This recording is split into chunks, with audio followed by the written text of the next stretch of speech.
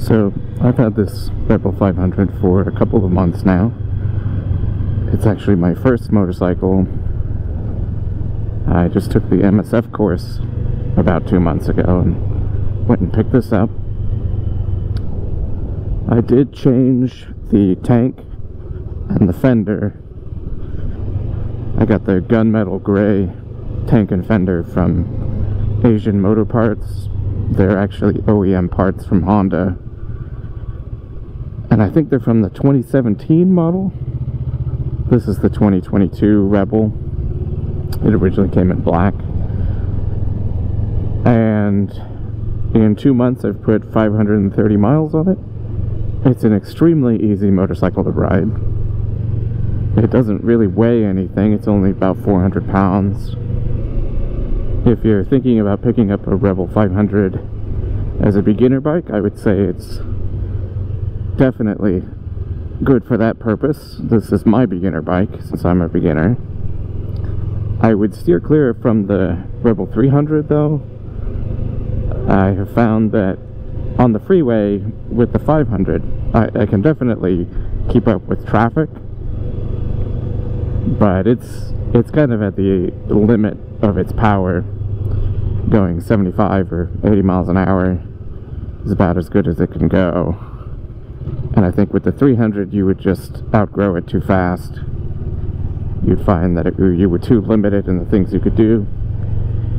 Plus it has a very strange gap above the engine, since it's the same frame but a smaller engine. So I would go with the Rebel 500 for your first bike. Unless you plan on trading up anyway, then go ahead and pick up the 300. I would say some things to keep in mind about this bike. I'm only 5'8", and this bike is sort of the perfect size for me. I think if you were much taller, you know, over 6 feet or so, you might feel a little bit cramped, since it has mid controls. Although there are modifications, you can get forward controls if you really want to ride that way. And if you're much smaller, you'll definitely still be able to flat foot it, you know, if you're like 5'3" or so. But the rider triangle is a little bit strange on this bike. You find that you have to hunch over a little bit more than you might like, and I was hunching more than I wanted to, so I put risers. I don't know if you can see them there. I just rose the handlebars up a little bit to bring them closer to myself, and it's much more comfortable that way.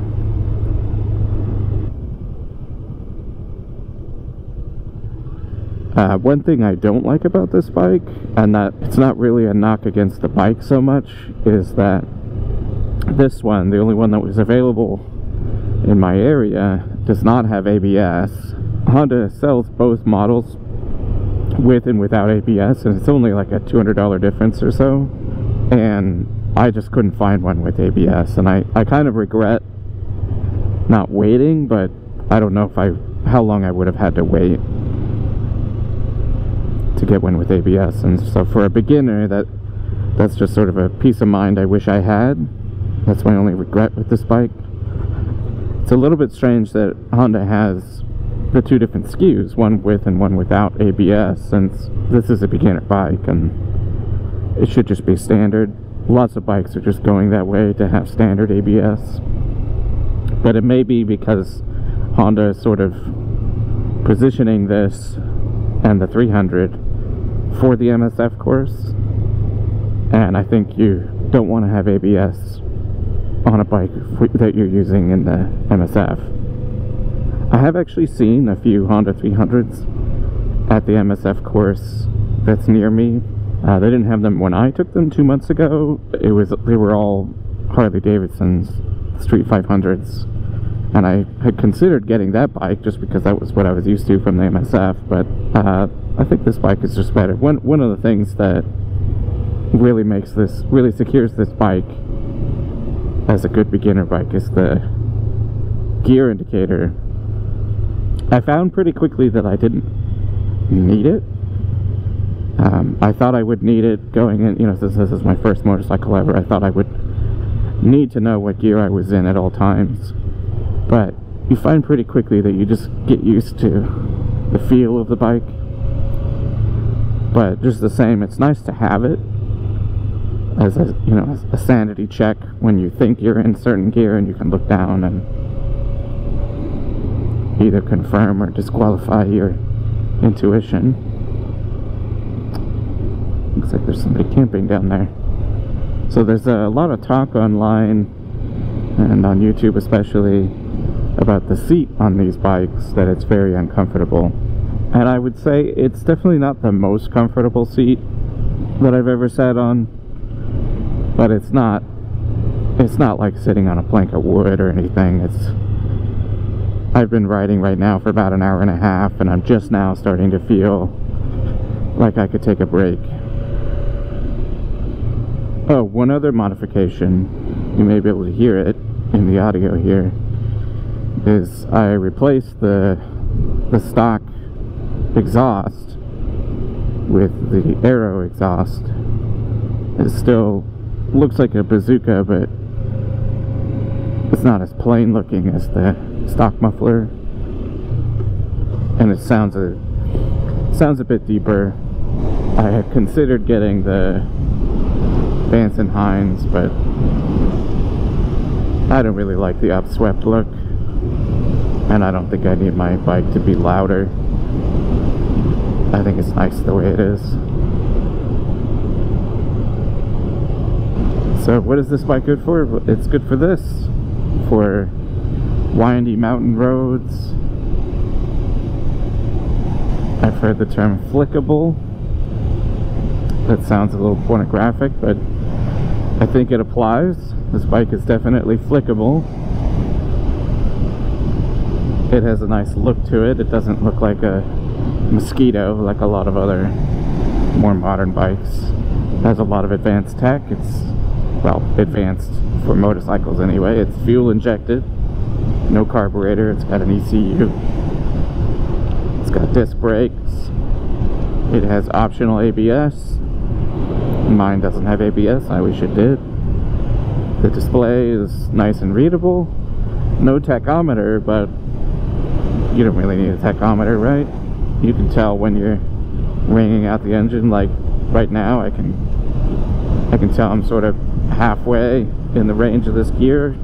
Probably shift up a couple more miles per hour. The display also shows you miles per gallon. If you, there it is. You're getting 58 miles per gallon right now. It's pretty decent. Actually, the snapshot miles per gallon says 66. So what I'm doing currently, about 60 miles per gallon. I did put the headlight cowl on there, since this was not the SE edition. This was just a stock Rebel 500. And I think it's definitely cut down the wind on my chest, but it might have just diverted it all to my head. So maybe keep that in mind if you want to put the cowl on there. I think I'm still going to leave it. I like the way it looks. And I think it is diverting more wind away from me than it is at my head. So that's nice. Now, I don't feel like I need a windshield for rides like this. I don't think a windshield would do anything at this point. At this speed, I feel no wind. I think you can probably hear wind whipping across my helmet, but I don't feel anything. So here we go. About to get on the freeway here. We'll see how she do.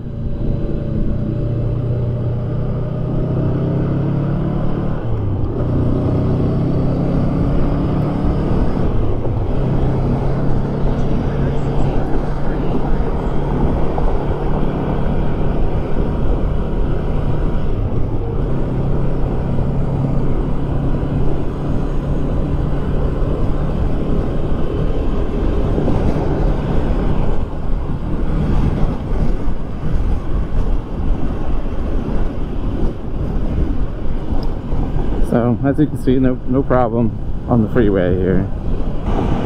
So it is, in situations like this, I do wish I had a little bit of a bigger engine so I could pop it into a higher gear and sit at lower revs.